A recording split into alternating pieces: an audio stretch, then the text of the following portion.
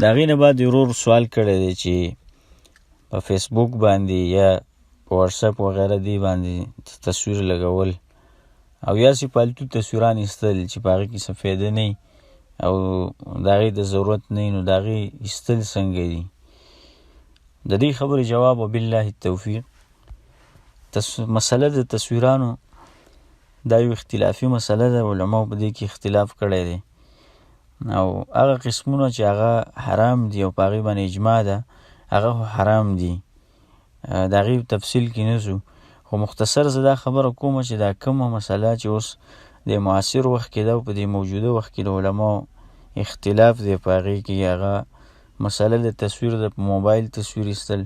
یعنې فوټوګرافي د تصویران ایستل، په کیمره باندې ایستل.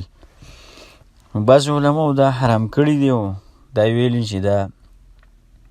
هغه تصویرانو کې راځي چې کوم په لاس باندې جوړیږي او کوم د تصویرانو نوم دی نو هغه په دې کې دا راځي او دا حرام دي. او بعضې علما دا وایي چې نه،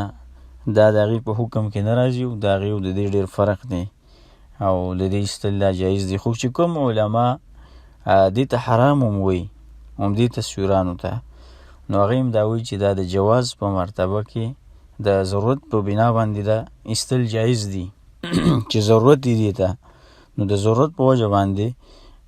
سړی تصویر ایستلی شي. اگر که هغه علما چې کوم حرام ورته وایي نو هغه هم د ضرورت د وجې نه هغې دې له جواز ورکړی دی چې دا د ضرورت په وجه باندې جایز دي. او د تقوا خبره دا ده چې سړی د دې نه ځان وساتي او ډېره سختي هم پکې نه ده پکاره. د مخکې وخت کې دا مسله ډېره اختلافي، هسې هم ده او د خلکو ته ډېر ژور اختلاف جوړ کړی نو چا چې تصویران ایستل نو دغه بلکل کافر کړي په دې باندې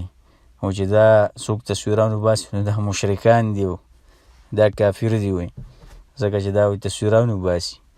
او تصویرانو ته حلال وایي، نو چې یو شي ته حلال وایي او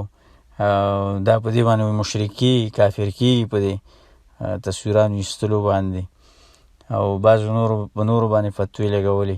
نو زما خبرې مقصد دا دی چې په دې کې بعضو خلکو ډېر ازادي شروع کړې ده چې هغې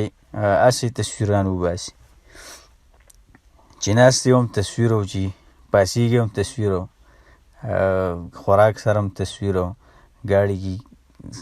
کې هم تصویر او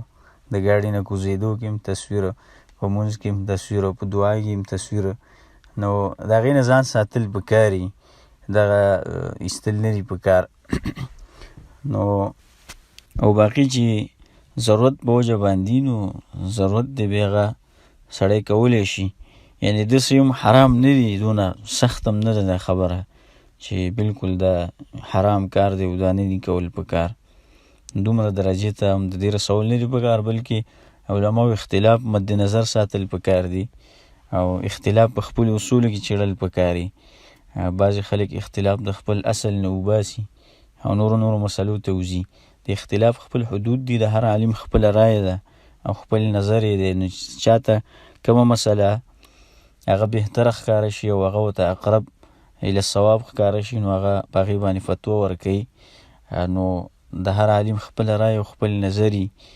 د دې دا مطلب نه دی چې مونږ یو خبره وکړو نو دا حق خبره ده او دا صحیح خبره ده او دا په خلکو باندې منل لازم دي،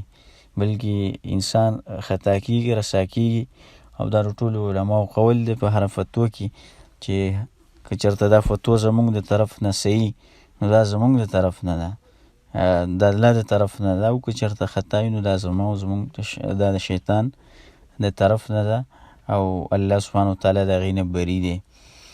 او دا دین دی، دینی مسایلو کې علماو اختلاف کړی دی او خاص کر په دې فوټوګرافۍ د تصویر مسله کې په دې کې اختلاف شته دی، ډېر داسې سختي هم پکې نه ده پکار او ډېر ازادي هم نه ده پکار. دا زموږ خپل یو نظر دی، والله تعالی اعلم.